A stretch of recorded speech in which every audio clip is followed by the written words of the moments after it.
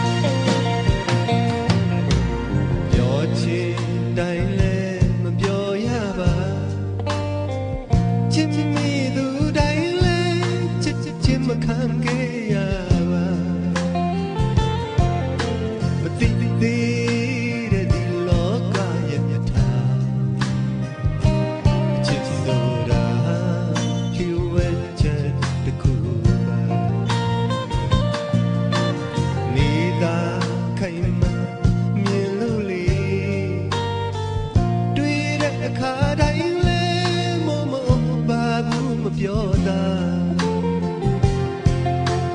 ခံမှန်းလို့မရကောင်းတဲ့အချစ်အရာ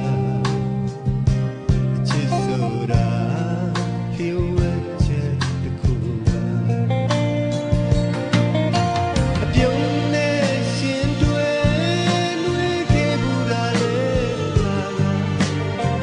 နောက်ဆုံးတော့ဟိုဒါချင်မြေပါ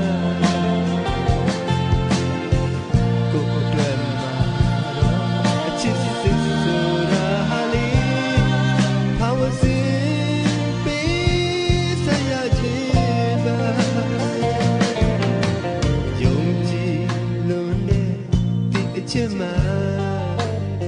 ဘဝတစ်ခုကိုယဉ်နေမိနဲ့တည်းနဲ့ကစားလာအနိုင်အရှုံးတော့ကိုလည်းမသိ